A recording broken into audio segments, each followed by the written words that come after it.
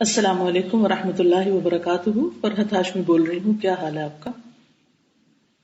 انسان اپنی زندگی میں بہت سے اندیشوں، پریشانیوں اور خوف کا شکار رہتا ہے۔ مختلف خطرات سے نپٹنے کے لیے ہم مختلف طرح کے حفاظتی اقدامات بھی کرتے رہتے ہیں، مثلاً الارم لگانا، چوکیدار رکھنا، اسی طرح مختلف کمپنیوں کے انشورنس پیکیجز لینا، اور ان تمام پر مال کا ایک بڑا حصہ بھی لگاتے ہیں۔ مگر ہم دیکھتے ہیں کہ یہ سب کچھ کرنے کے باوجود بھی ہم خوف زدہ اور پریشان رہتے ہیں۔ اس کا حل کیا ہے؟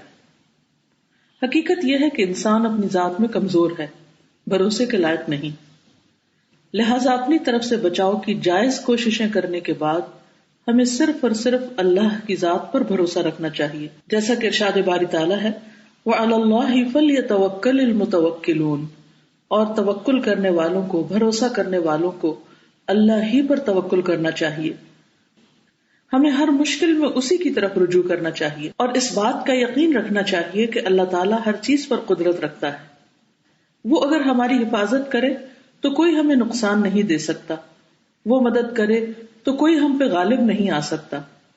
پریشانیوں اور آفات اور مصیبتوں سے بچنے کے لیے نبی صلی اللہ علیہ وسلم نے خود بھی کچھ اذکار پڑھے اور امت کو بھی سکھائے۔